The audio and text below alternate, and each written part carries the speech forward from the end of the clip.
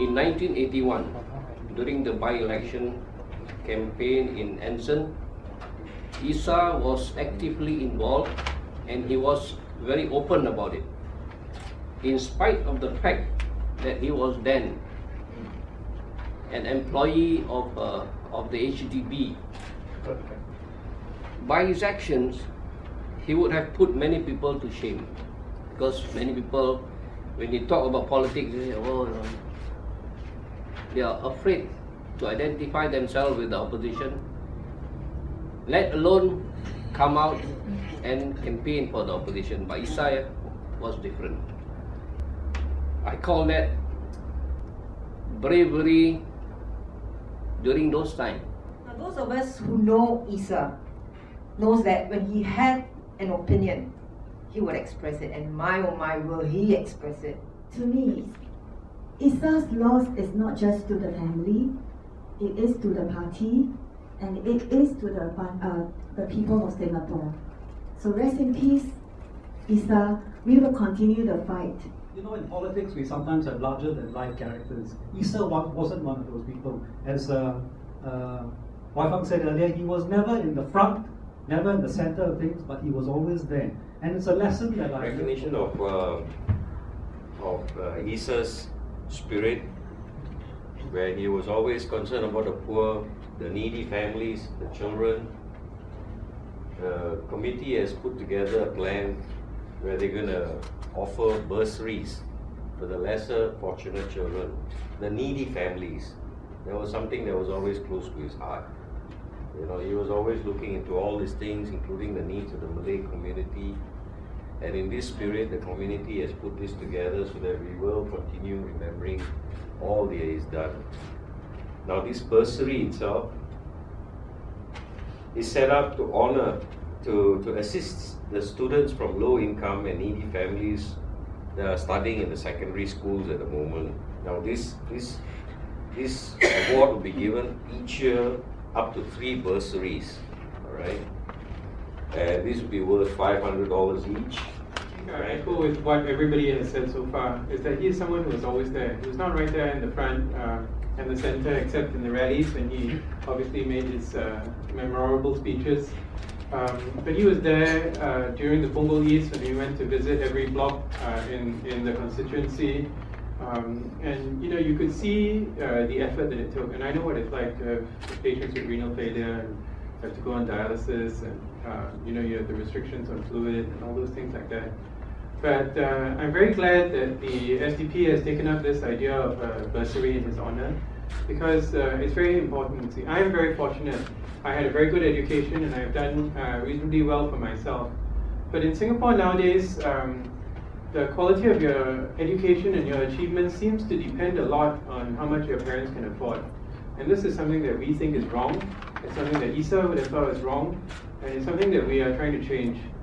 And while we may not be able to change the system entirely overnight, we are working very hard to try and change that over a course of time. And in the meantime, we want to help a small number of individuals to try and make a change in the lives of 3 people a year. You know, 3 young people a year who hopefully will get some help. This will go on their CV. And you know, one of the things I learned about scholarships is the first scholarship you get makes it easier for you to get the next scholarship and the next scholarship and the next scholarship. So, you know, they'll be able to put a line on their CV, winner of the Mohd Isa Bursary Award.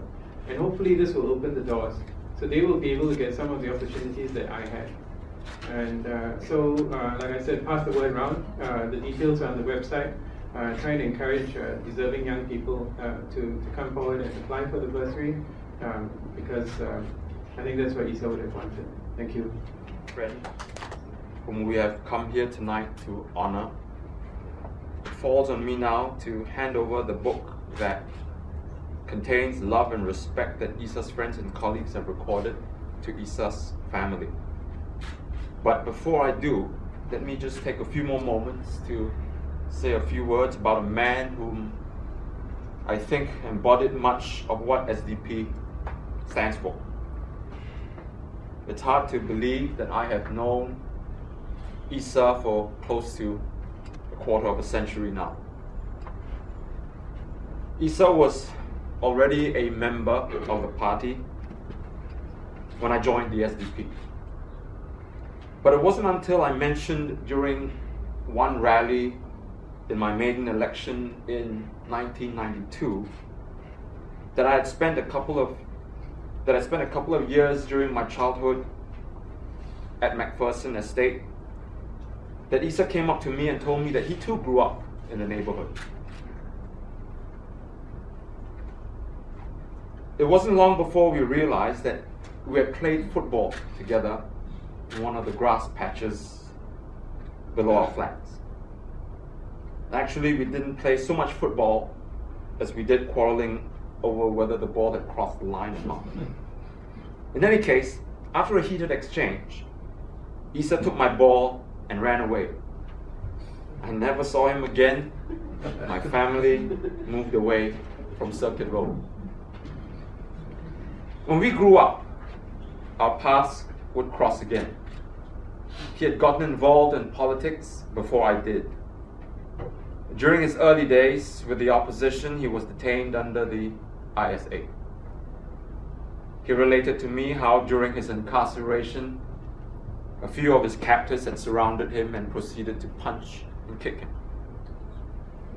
But try as they might, they never broke him. It was one of those silly things that the PAP did that strengthened the person rather than defeat him. When he was released, Isa joined the opposition and pledged to fight for democracy. And that he did. Even until the last years of his life, Isa never broke that promise. Even after his kidneys failed him and he recovered from a coma, even when he needed a crutch to prop himself up, even when he had to amputate one of his toes, Isa remained true to his word and never stopped walking with the SDP. When we were in Punggol East one night, it was late after we had just finished the meeting. We went to distribute some pamphlets. Isa insisted on coming. And after a while, he was feeling weak.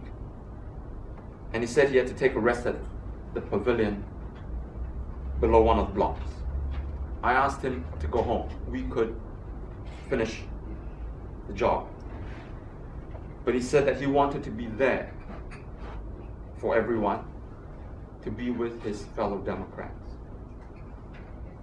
A man's word is his honor.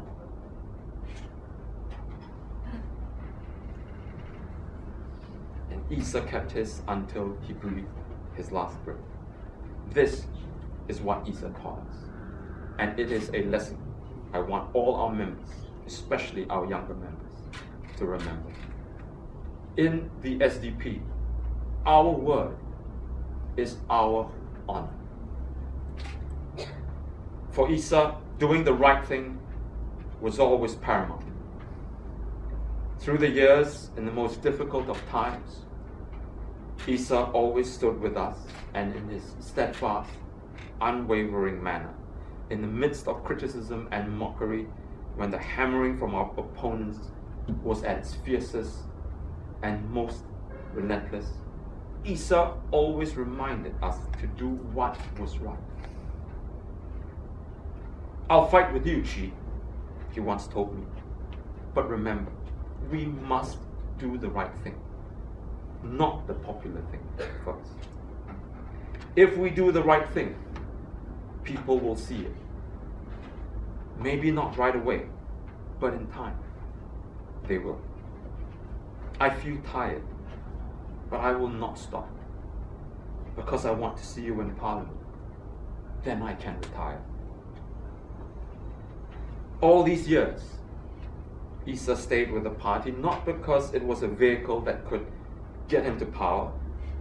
He stayed with SDP because he believed in it. Because he believed in what we were fighting for. He never craved limelight, as many of you have pointed out. But he always was there. In this regard, he personified the Singapore Democrat.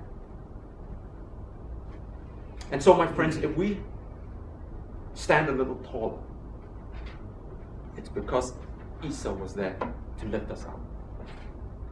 If we speak a little louder, it's because Isa reminded us that we are right. If we walk a little faster, it's because Isa, now in the heavens, beckons us.